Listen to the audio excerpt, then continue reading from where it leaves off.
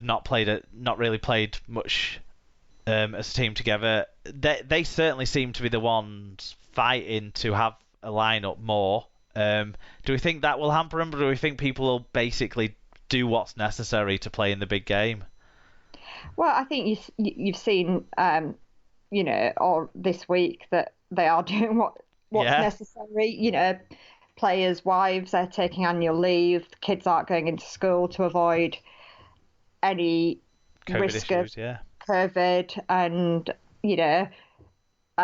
we were talking about it this evening with Joshua actually, and how yes, okay, players might be fined for the kids not being at school, but actually, I'm sure some head teachers in Castleford would happily authorise it. The offer of a coaching session by the team and things like that. Yes, I'm sure palms can be greased. Yeah, a few hospitality tickets. Well, is there such a thing, Cass? Well, it's certainly not at Wakefield, is there?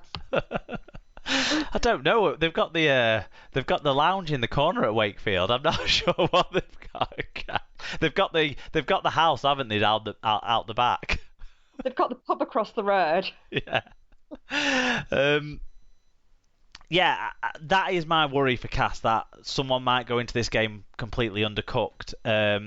We don't want to see anyone kind of get out there and clearly not be in the right sort of shape, like we saw back when Hull KR, for example, got butchered by Leeds. When they pushed some players into that side that weren't really capable of getting out there on the pitch that day. I think Albert Kelly was a shell of the player that he should have been on that day, wasn't he? As one example. So hopefully that isn't going to be the case for any of the Cass players. But the last time Cass really played as a team was that semi-final, wasn't it? And they were fantastic that day. Yeah, they were really good. It just, it can go either way, I think, can't it? They're not playing. And Saints... Is they're going to be fresh as a daisy, or is it that they're going to be, undercooked and not ready? And Saints are obviously a bit more in fitness shape, because they've manufactured that to be round, and it's going to be not raining at kickoff. It looks like it's going to be 25 degrees and sort of hazy sunshine with maybe a gentle breeze for kickoff time. So their recent experience of playing in the rain won't help them out at all, St Helens. But certainly the game time under their belt. People like Percival have now, and Makinson, who both missed a bit of time recently, are back up and running for sure. Matty Lee's got to have a run out last week. So yeah, Saints definitely go into this better prepared for me. Yeah, I think so too.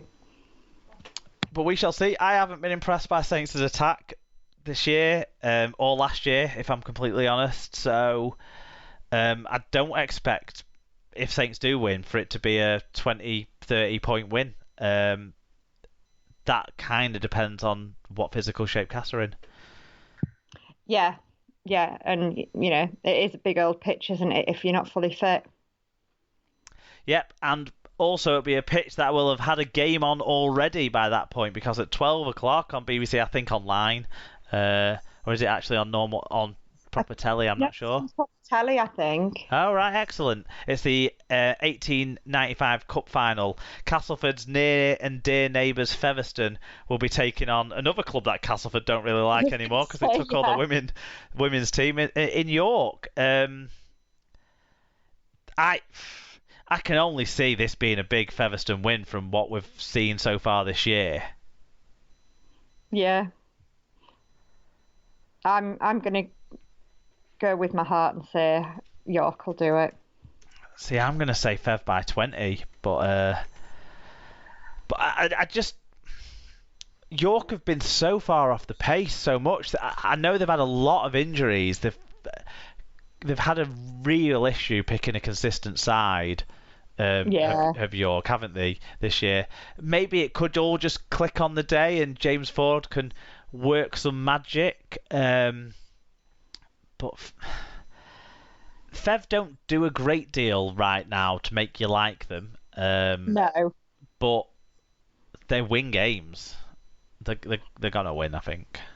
You're probably right, but I'm probably wrong on the Challenge Cup final, so I think we've both done a bit of a switcheroo for this game, haven't we? probably, yeah.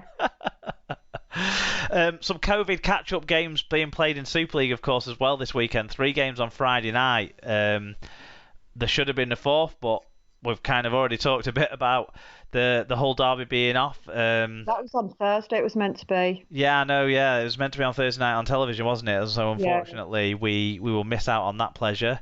Was it cancelled the first time because Hull KR had COVID, and then the second time because Hull FC have got COVID? Yeah. We'll see if that gets rearranged, but there's a lot of games to come before it. Yeah, because I hadn't realised that you have to rearrange in the order that the matches were scheduled. Oh, do you? Yeah, I was reading that because Rovers randomly have offered to play Lee this weekend or last weekend. However, they've not had a match cancelled against Lee. So we're trying to sort of do the flexibility that was done last year, but yeah, it's not been kind of set up the same this year because of crowds, I guess, is the main reason why. Yeah, and you know, it's easy to want to play the team that you're going to beat rather than rearrange your match against Catalans and St Helens, I guess, as well. Well, they wouldn't have been able to play either of those teams this week because they already had games lined up. But let's talk about that Catalans game then. So it's a rematch from a game we saw just last Friday, and it's a 6:15 p.m. kickoff on Sky because they're over in France. The very rarity of a Friday televised game from France, Catalans versus Leeds. I'll let you have first dib at this one. Do you think who's going to miss who most? I think it'll be a Catalans win again. I know people have talked about Leeds learning from last time, but I think Catalans at home will still be too strong for Leeds. Yeah, I agree. I think Leeds are in a better place than they have been earlier in the season. However, Catalans are top of the table for a reason, and maybe James Maloney is a big part of that reason, and him being missing is an issue for them. But as we sit here today looking at it, as you know, fans, not experts, you've got to go on the table, haven't you?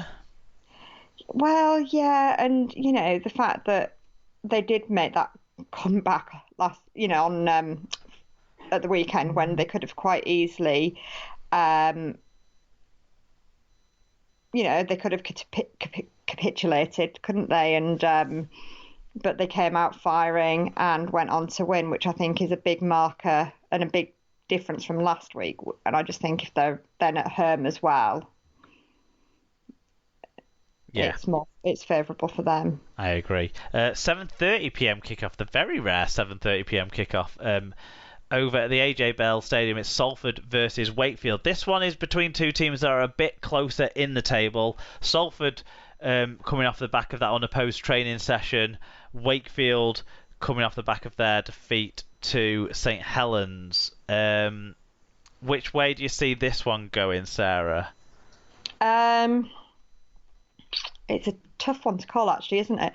I'm going to go for Salford by 6.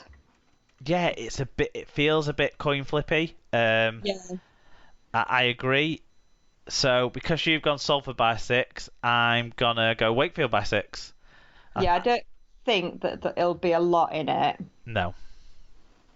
But I'm gonna go with Salford just having a little bit from last week. And my first away game of the season, all being well, touch wood, but we've fought that before with this fixture, and it was ripped away from me, so we shall see. But 7:45 p.m. kickoff on Friday night is Huddersfield hosting Wigan, a second from these three matches, rematch from last week. So what are you going with for this? I think it's tough. Huddersfield, I don't think will have many, if any, people back. I think one of their better performers from last week is out suspended. Wigan surely finally going to be forced to play young Hanley at full back and see how he goes because Hastings is missing the match. I don't know. I think there'll have been a huge element of relief at Wigan, and I think maybe that might have led to a much nicer environment during the week in training and that sort of stuff. Whereas Huddersfield seemed satisfied to have already written this season off and the pressure's kind of off. Maybe they need one more win to just be absolutely certain Lee can't catch them. I'm just going to go with similar to what we saw last week, so I'll go Wigan by 4. Yeah, I mean, I think it's likely to be Wigan. Maybe by 8. I guess it depends on, how they cope without Hastings. Because he does seem pulling a lot of the strings, doesn't he? He does. We did win the games without Hastings at the start of the season when he came back late from his extended off-season break. So, but you had, was Bevan French still around then? No, Bevan French came back even later, obviously because of his personal circumstances with his seriously ill family member. He came back a week later than Hastings, I think, and okay. So yeah, we did not have that entertainment, unfortunately. I'll stick with what I said. I feel like I'm almost talking myself out of it now. Women's Super League game of the week. The Twitch televised game next Monday is Wigan versus York. So unfortunately, it'll be on when we're recording the show, but hopefully you lot out there can get to enjoy it, even though I'll have to find a way of catching up on it later on. Championship game of the week. There's only one, but even if there was only one, it probably would have been picked anyway because it's the Heavy Woolen Derby. It's being played Thursday night at 7:30 p.m. I think there's an opportunity here for our league to go and say, let's make this one a free view and put it on the YouTube channel or something. They won't, but because there's nothing else, is there? No, and I think it will get good viewing if it was put on. But Dewsbury versus Batley. Shall we make a prediction on this one? Batley by 6. I think Batley have been slightly better form this season, even though they both lost their most recent games, I think. Or did Batley win this week? I can't remember. What did we say about? No, they lost. They lost to Toulouse, didn't they? League One game of the week. There's 2 League One games on Friday night, both outside the heartlands. London Scholars play Doncaster 7 o'clock. That's the Friday Night Lights game that they traditionally run before the Challenge Cup final. So if you are in London for the Cup final and you fancy getting a triple header dose of rugby league, then get along to that in North London. But the game of the week we've picked is Coventry versus Keighley. That's Friday at 8 p.m. Should be a good one. I'm going to go Coventry. Yeah, I hope the Bears win, but after Keighley beating Barrow last week, I can't predict it. I think Keighley will find a way to win that, but cover flying high as well. State of Origin game 3. I've got to be honest, I've got so little interest in this game. Yeah. The series is done. It's been moved about 3 times. I don't really feel connected to either of the sides, but it is the Blues versus the Maroons, and it is going to be live on Sky on Wednesday morning, and the Blues are probably going to win. Yeah. Probably. NRL Brit picks, though, the following weekend. Raiders versus Sharks, Saturday at 6 a.m. Storm versus Knights, Saturday at 10:35 a.m. See if Dom Young can be the weapon to unlock the Storm's defence. Broncos versus West Tigers, Sunday 7:05 a.m. And Rabbitohs versus the Bulldogs. So we've got Burgess against Thompson in that one, Sunday at 9:15 a.m. And as the rumours are floating around, we might have another Brit pick team to be picking up attention soon, with George Burgess rumoured to be finding his way back into the NRL shortly. So we'll see what happens there and talk about that as and when. Make sure you get your fan views in on all of those games, any other Rugby League action you catch over the Challenge Cup final weekend as well. But we really do hope that we get lots of views in on that Challenge Cup final, and that is